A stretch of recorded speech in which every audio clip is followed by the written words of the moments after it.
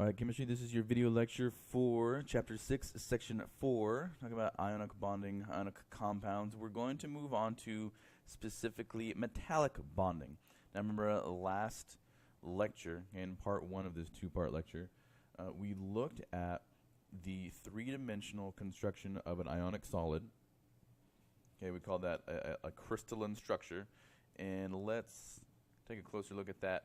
So remember, we have this 3-dimensional arrangement. Okay, each positive and a negative, for the most part, is going to be considered a formula unit, or whatever balances out the charges.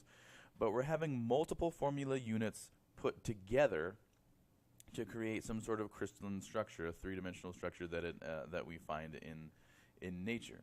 And because of the potential positive repulsion and the potential negative repulsion, if we shift those ions over just slightly, they're going to line up so that like charges are aligned, and then a repulsion force takes over, and that solid is going to break very, very easily at that point. That is why ionic solids, they tend to be fairly strong but also brittle, because once you meet this bare minimum threshold for force applied, the repulsion within the lattice structure takes over and breaks on its own. Now we are going to contrast that with metals today. So in section 4, I want you to be able to describe the electron sea model, or sea of electrons.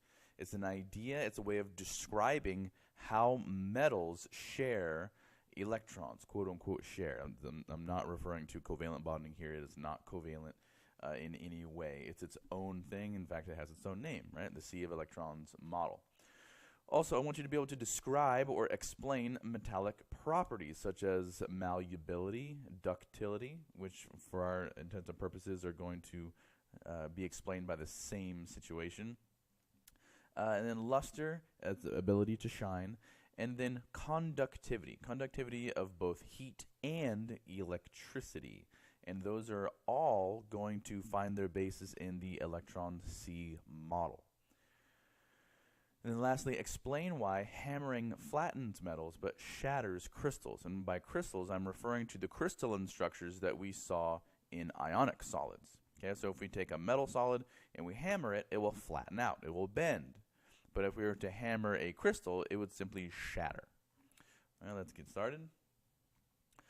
So, looking at the structure of metals, the atoms in a pure metal, okay, we're not necessarily saying like pure iron or pure titanium. What we're really referring to here are pure metals, okay, a sample of just metal.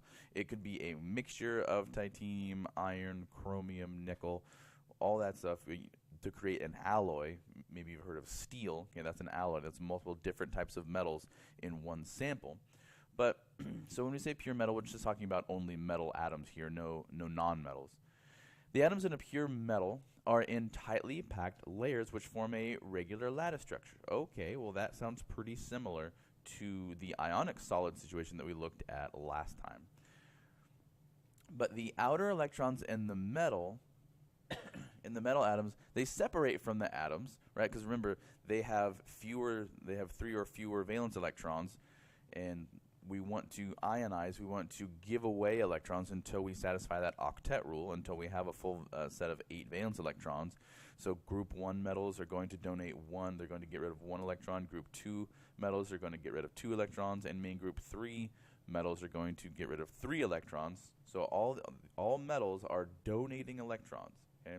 So the outer electrons of the metal atoms separate from the atoms because they're being donated, and they create what's called this sea of electrons. And the reason we call it sea of electrons is because the electrons are delocalized. And we can contrast that with an ionic bond, or the formation of an ionic bond, because in an ionic bond we have a transfer of electrons. Yes, there's a metal atom that is losing an electron, but it's being picked up, it's being gained by a non-metal, right? Ownership has changed. But in that situation, we have a very low electronegativity atom and a very high electronegativity atom. So that highly electronegative atom is going to accept, it's going to take on that electron. When we have a sample of pure metal, only metals, there is no nonmetal present. There is no atom to take on that electron or those electrons that were donated by the metal atoms. There is nothing to take it on. And so no atom takes up those electrons that have been donated. And so what they do is they just free flow, move throughout the body of the metal sample. And that's why in this picture over here on the right, we have these metal ions. Okay, we have these metal ions and these small electrons. Remember, electrons are incredibly small, almost 2,000 times smaller than protons, moving in between the positive charges. Now, as these electrons move freely throughout this metal sample, they are experiencing electrostatic attraction, right? We have these negatively charged electrons being attracted to positively charged cations. However, there are so many of them, and they're experiencing attraction from so many angles that they never hook on to one by itself.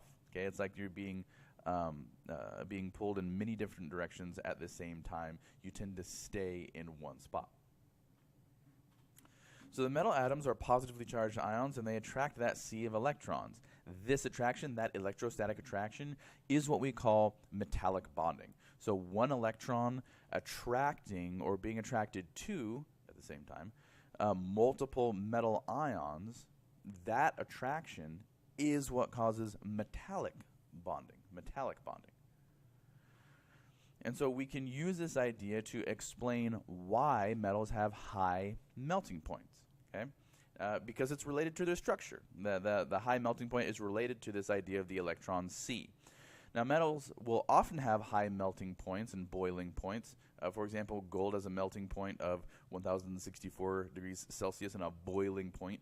Yes, you can turn gold into gas, but it's very difficult because 2,807 degrees Celsius. Now, most metals have high boiling points and high melting points. This is because that strong positive to negative electrostatic attraction that is experienced between the positively charged metal cations and then the negatively charged electrons that make up the electron sea.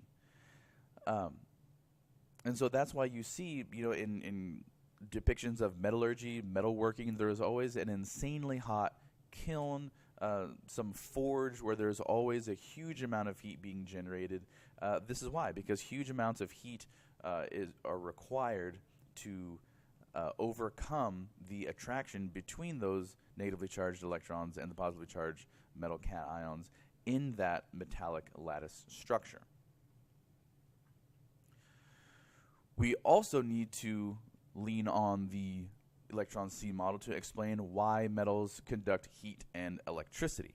Now, for our purposes here, the explanation of why metals conduct heat and then why metals conduct electricity are fairly similar, but they are different. So they're not the exact, but they are fairly similar. So we have the delocalized electrons in the sea of electrons. Delocalized, just moving around freely.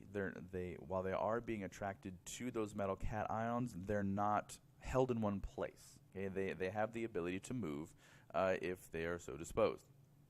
So delocalized electrons in metallic bonding allow metals to conduct heat and electricity. For example, when a metal is heated, and all heat is a measure of the movement or speed or vibration of electrons. And we'll learn more about that when we start to look at the kinetic molecular theory of motion. But when we have these delocalized electrons gaining heat, they're gaining kinetic energy. And remember, kinetic energy is the energy of movement. That's the other side of the coin of potential energy. We have kinetic energy, so they're moving. So when we heat something, we're adding kinetic energy, and those things are moving more. They're more rapidly, faster, more regularly. So when we heat a metal, the delocalized electrons gain kinetic energy. They move around faster. These electrons move faster and faster and faster, and so those electrons, as they interact or collide, quote unquote, with other particles, that kinetic energy is transferred to the thing that they hit, right? One thing you'll learn about in physics next year is conservation of momentum upon collisions. And so even if only one electron is excited and increased in kinetic energy, as it impacts or interacts with other things in that metal, that kinetic energy is going to be transferred to other objects, to other electrons, and then those electrons are going to be in a higher state of kinetic energy. And so that kinetic energy is able to spread throughout the metal sample very, very quickly. And this makes heat transfer in metals very, very efficient. Okay, it's very, very easy to do. When we look at the conductivity of electricity, okay, we're going to look at this in a very similar way, but instead of kinetic energy, we're looking at electric current. Okay, and so the ability to conduct an electric current stems from your ability to have charged particles move. Now, these positively charged cations, they can move a little bit. That's true, but what's really, really moving here are the electrons, because they're delocalized. They're not hooked into one spot for all time. They're free to move. And so when you introduce an electric current, you introduce more electrons into that system, they're able to move freely through the sample to some area of overall more positive charge than they are at, and those electrons are free to move. And so that is electricity being conducted through a metal sample. But again, both of those explanations stem from, they find their bases in the sea of electrons model. Now, metals are usually strong but not brittle. Okay, we call this malleability. You can apply a large amount of force to a metal and it won't break, it'll bend. Okay, it'll bend. And so when we are hammering metal so that we can flatten it into thin sheets, we call that malleability, okay, the ability to be flattened into sheets. Or the ability to be drawn into wires is what we refer to as ductility, but they're essentially the same thing. Because when we have this sample of metal like we have depicted right here, we hit it with some force, we apply force, and instead of shattering like we saw in the ionic solid, the metal cations shift. Okay, they shift with that force. Now, they never separate from one another, quote unquote breaking, because the ability of those electrons to move within the sample allows them to maintain electrostatic attraction on those cations. So they're never lined up with too much positive to positive repulsion. They're always experiencing positive negative attraction, and so they never break. But again, this finds its this basis, its foundation in the electron C model. So the metallic bonds do not break because the delocalized electrons are free to move throughout the structure, right? Sea of electrons. This also explains why metals are malleable, meaning easy to shape, or ductile, and can be drawn into wires.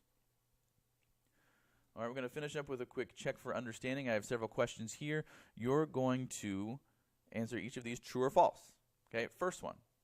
Metals have a lattice structure. Number 2, metallic bonding is an attraction between metal ions. Number 3, electrons have fixed places in the sea of electrons. Number 4, metallic bonding allows metals to conduct electricity. Number 5, metallic bonding allows metals to be bent. Number 6, metallic bonding lowers the melting point of metals. All right, so let's go through this. Number 1, metals have a lattice structure. This is true. Okay, this is true. Number 2, metallic bonding is an attraction between metal ions. This is false. Metal ions are all positively charged, so how can there be an attraction between positively charged particles? It's the attraction between the positively charged metal cations and negatively charged electrons. Okay, that's the same with all kinds of bonding, not just metallic. Number 3, electrons have fixed places in the sea of electrons. No, that is not true. That's why we came up with the sea of electrons model, to allow electrons to be delocalized. Number 4, metallic bonding allows metals to conduct electricity. This is true. That delocalized nature of electrons in the electron sea allows electric current, in other words, charges, to move throughout the sample, resulting in the ability to conduct electricity. Number 5, metallic bonding allows metals to be bent. Yes, as we just saw on the previous slide, when we apply force to a sample of metal, the metal cations are able to move while maintaining electrostatic attraction to negatively charged electrons. So that's true. And then metallic bonding lowers the melting points of metals. This is false. Okay, this is false. When we look at the melting points of metals, we see that they're incredibly, incredibly high because of this constant multi-directional electrostatic attraction between these metal cations and the negatively charged electrons. All right, guys, that's going to do it for part 2 of this video lecture. I will see you next period.